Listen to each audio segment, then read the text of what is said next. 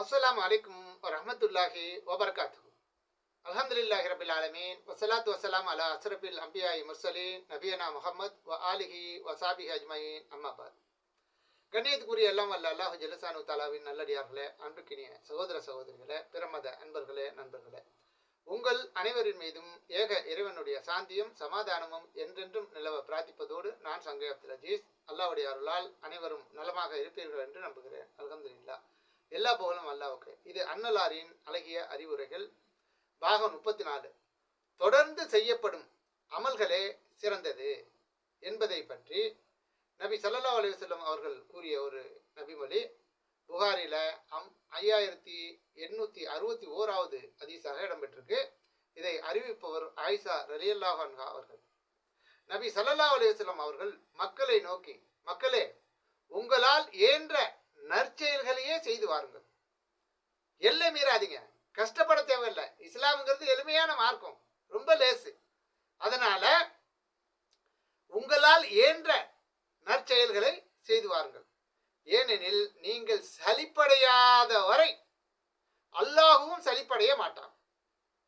அல்லாஹ்வுக்கு மிகவும் விருப்பமான நற்செயல் யாதெனில் குறைவாக இருந்தாலும் நிலையாக இருப்பதே ஆகும் என்று நபி ஸல்லல்லாஹு அலைஹி வஸல்லம் அவர்கள் கூறினார்கள்.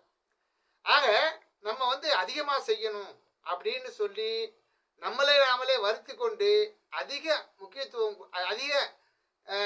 அதிகமாக செய்யும் போது நமக்கு ஒரு நேரத்தில் சலிப்படைஞ்சிடும். அதை விட்டு முற்றாக என்ன பண்ணிடுவோம், தூரமாக ஆயிடுவோம். அந்த மாதிரி ஒரு நிலை வந்துடக்கூடாது.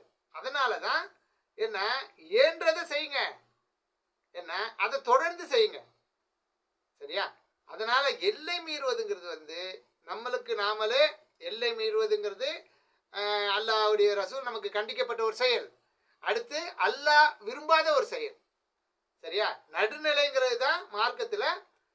நடுநிலைன்னு சொன்னால் ரொம்பவும் அதிகப்படுத்திடக்கூடாது, ரொம்பவும் குறைச்சிடக்கூடாதுங்கிறதுக்கு சொல்கிறேன்.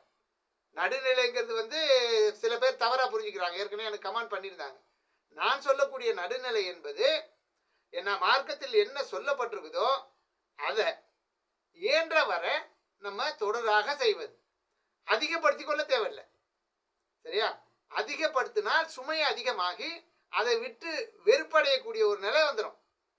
அதை அப்புறம் செய்யவே மாட்டோம், சரியா? அதனால தான் எந்த ஒரு நற்காரியம் நற்செயலாக இருந்தாலும் இப்போ மார்க்கத்தின் அடிப்படையில் ஃபர்லுங்கிறத நபி ஸல்லல்லாஹு அலைஹி வஸல்லம் அவர்கள் எதை சொன்னாங்களோ அதில் கூட்டுறதோ குறைக்கிறதோ முடியாது. அதை அப்படியே தான் செய்யணும்.